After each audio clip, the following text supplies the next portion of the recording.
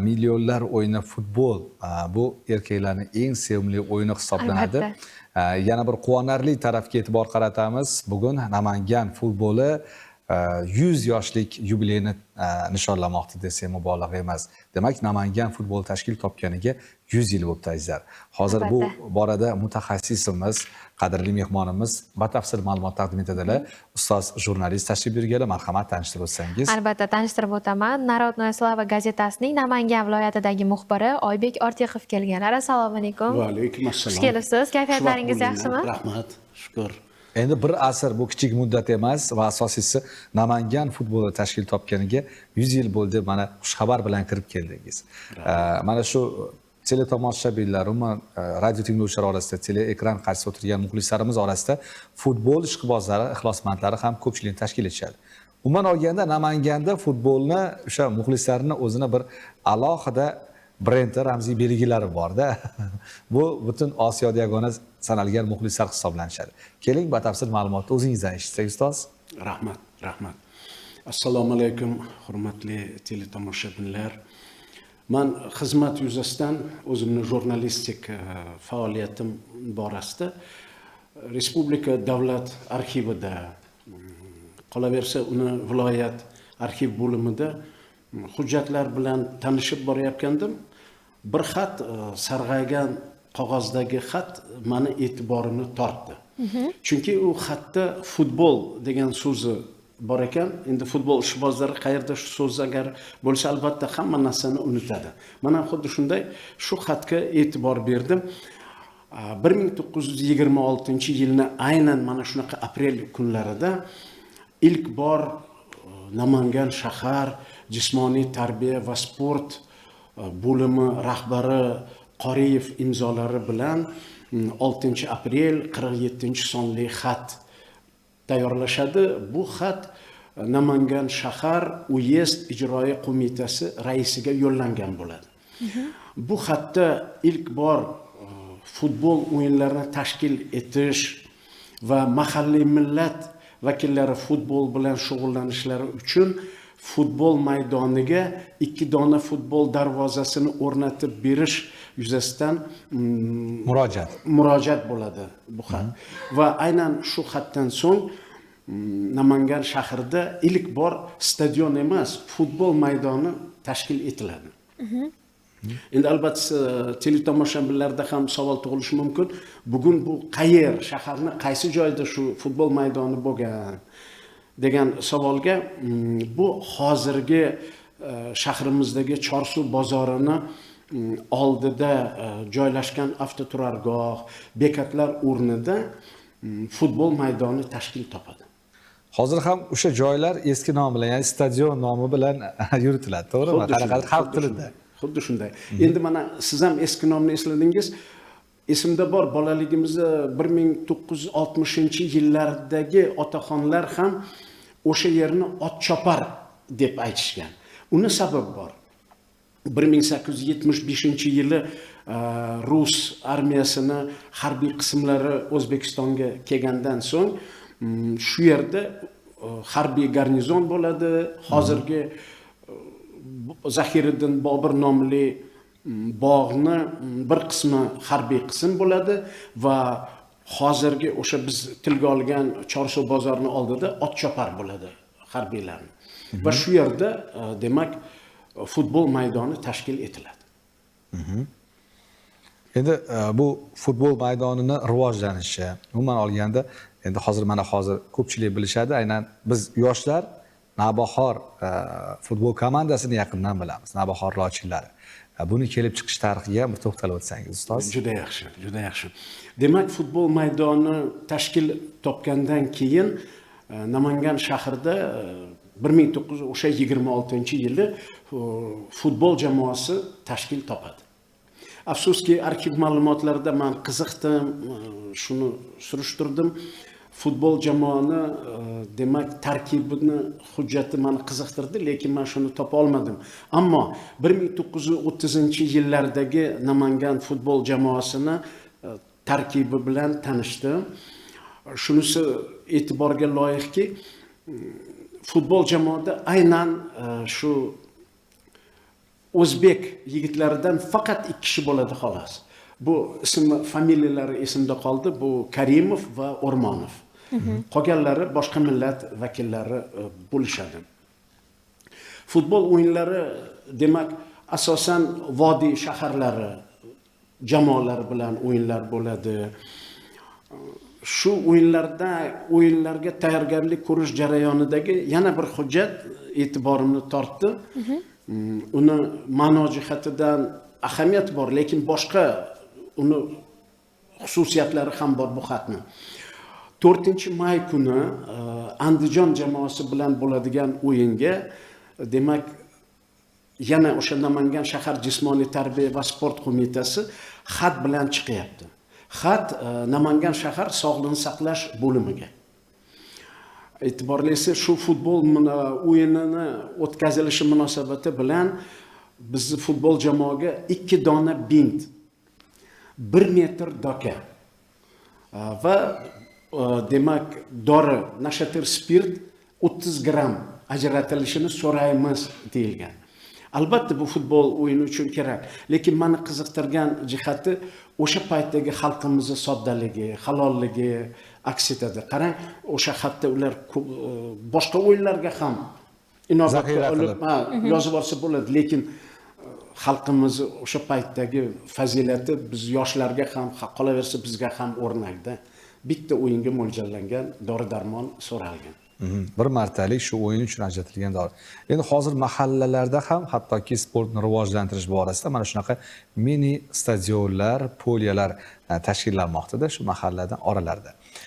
Katta hozir markaziy o'yingoh Navbahor o'yingohi tashkil topgan. Mana bu yerda alohida ma'lumotga ega bo'lamiz. 1980-yilda yangi stadion deb yozilibdi. Keyin shunga ham to'xtalib o'tsangiz. Mayli. Shu futbol maydonini 1940-yili stadionga o'zgartirish, ya'ni stadion maqomini berish masalasi qo'yilgan bo'lsa kerak. Shu yillarda Spartak jamiyati tashkil topadi va Namangan shahridagi futbol jamoani, havaskor futbol jamoani nomi Spartak bo'ladi. Shu qo'limga tushgan xatlardan bittasida 1940-yilda xat yozilgan Respublika Spartak jamiyatiga nomiga.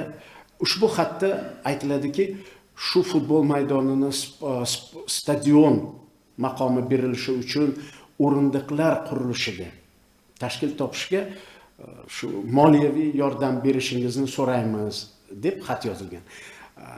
Va shu xatga ilova qilinyapti Respublika Spartak jamiyatidan kelgan javob xati.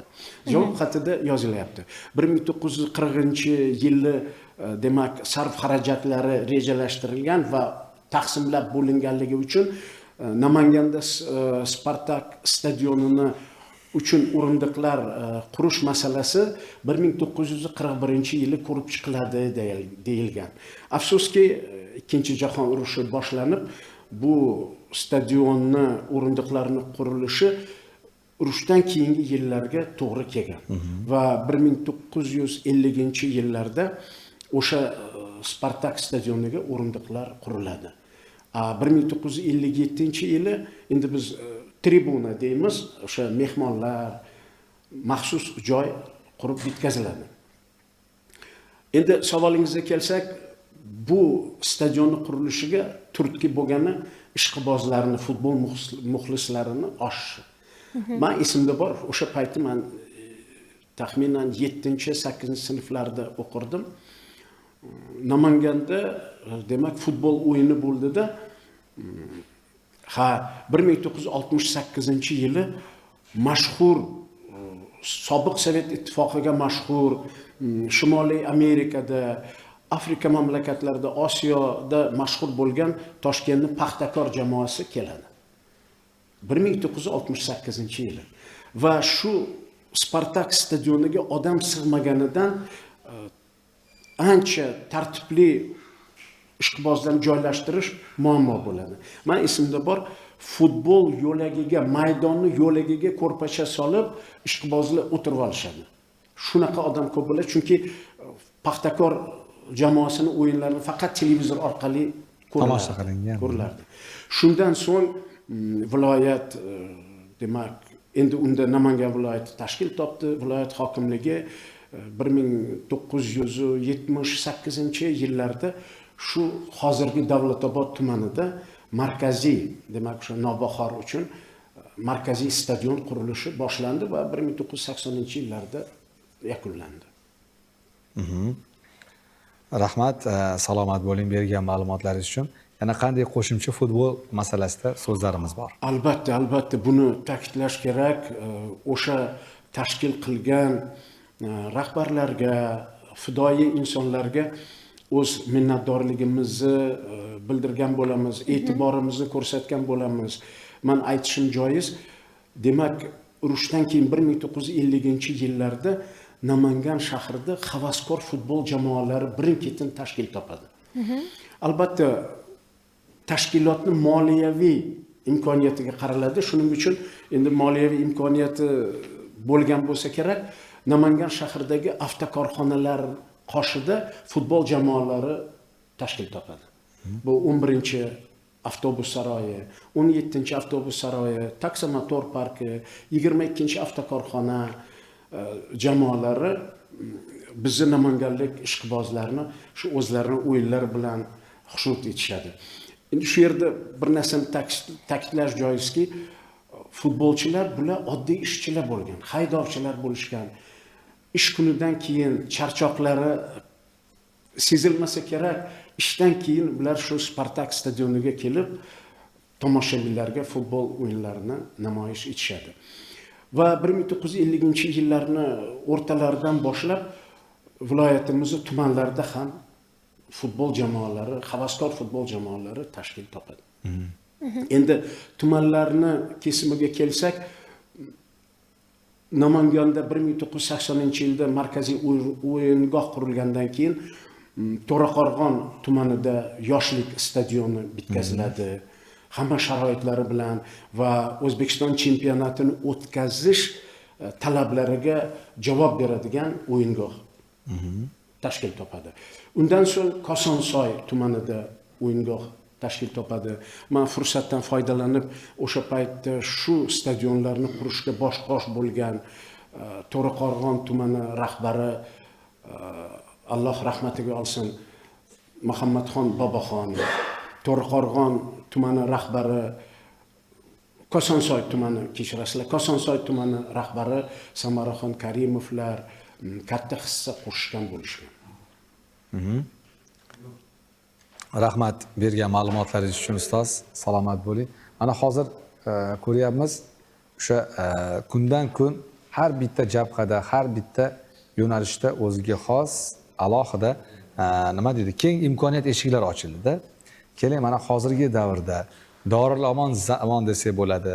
Hattoki o'sha ko'p nuroniylar bilan suhbatlashganimizda shuni ta'kidlashadiki, ertak va misoli hozirgi hayot, yangi O'zbekistonda istiqomat qilayotgan yoshlar deymizmi?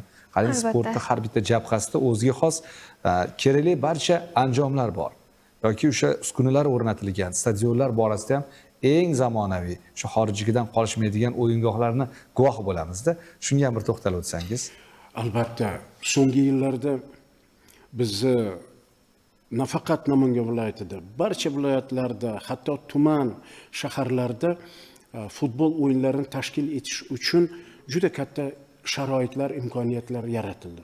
Avvalambor bu yerda futbol maktablarini tashkil etilishi, xalq ta'limi qoshida futbol maktablarini tashkil etilishi o'rinli.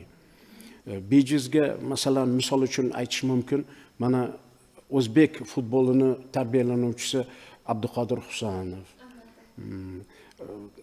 Endi biz uni xayolimizga keltirmaganmiz. Yevropani mashhur jamoasida to'p surmoqda va bunday misollarni keltirish mumkin. Qolaversa, mana o'zimizni Navbahor futbol jamoasida ham namanganlik yosh futbolchilar to'p surishmoqda. Bularni ko'rgandan keyin albatta quvonasan va mana shu sa'y harakatlarni, futbolni rivojlantirishga doir sa'y harakatlarni yorqin misoli bo'ladi shu bizning yoshlarimiz. Bugun ham manimcha Navbahor futbol o'yini bo'lsa kerak yo ertagami? 23 aprel kuni. Ertaga. Albatta biz Navbahor muxlislariga faqat muvaffaqiyat tilaymiz. Keling bu borada ham ozgina o'zingizni fikringizni bildirib qo'ysangiz. Mayli. Albatta Navbahor futbol jamoasiga bu yil juda katta ahamiyat berilyapti. Buning uchun avvalo Namangan viloyati hokimligiga, qolaversa barcha shunga mutasaddi rahbariyatlarga men futbol ishqibozi sifatida barcha futbol ishqibozlari nomidan o'z minnatdorligimni bildiraman. Jamoani qanday talabi bo'lsa, nazarimda hamma talablari bajarilyapti. Shuning uchun Navbahor futbol jamoasi chiroyli o'yin ko'rsatyapti va ko'rsatadi va bu yil albatta sovrinli o'rinlarni egallaydi degan niyatdaman. Sportga oshno qalb bo'lmasa kerak. Sportni yaxshi ko'radigan tanda sog'lik shakllanadi-da, salomatlik. Keling ustoz, endi o'zingiz haqingizda ham bir so'ramoqchiman. O'zingiz ham futbol o'ynab turasizmi? Ha, futbol o'ynab turamiz. Bolaligimizda albatta maktab davrida futbol o'ynaganmiz. Ko'cha changitib, yo kechqurun yo salqinda o'ynash kerak deyilmasdi-da, jazirama kunda ham chiqib futbol o'ynaganmiz. Albatta bu salomatlikka foydasi bo'lar ekan. Men nazarimda menga hozir shu asqotyapti o'sha bolalik yillarimizda futbol o'ynaganimiz. Demak, oyoq og'rishidan mustasnosiz mana hozir, to'g'rimi? Yoningizda koptok ko'rib bu savolni beryapman-da. Balki hozirgi kunda nabiralarga hakamlik qilayotgandir siz-a? Xudo xolasa, u ham bo'ladi. To'pni men olib kelganim teleko'rsatuvda shu futbol mavzusini bildirish uchun men olib kelgandim. Salomat bo'ling. Rahmat. Sog'lik, salomatlik hamisha hamrohingiz bo'lsin. Tashrifingizni ko'rib juda ham xursand bo'ldik. Salomat bo'ling ustoz. Rahmat. Kelganingiz uchun Sizlarga ham rahmat. ijodiy muvaffaqiyatlar tilab qolaman. Rahmat, salomat bo'ling. Rahmat, tashakkur. Mana shunday tinch yurtimizga hech ham ko'z tegmasin. Asosiysi biz yuqorida ham ta'kidlab o'tdik, har bitta jabhada juda ham katta islohotlar amalga oshirilmoqda. Har kimning havasi, orzusi bisyor, ne bo'lsa, mo'l bo'lsin, bari bizniki bir so'z bor, barchamiz aytaylik takror, ushbu aziz vatan barchamizniki. Jannatiy bog'lari bog'oboni bilan, cho'lu sahrolari karvoni bilan, quvonch shodliklari armoni bilan ushbu aziz vatan barchamizniki. Jonajon diyorimizga, mustaqil yangi O'zbekistonimizga aslo ko'z tegmasin.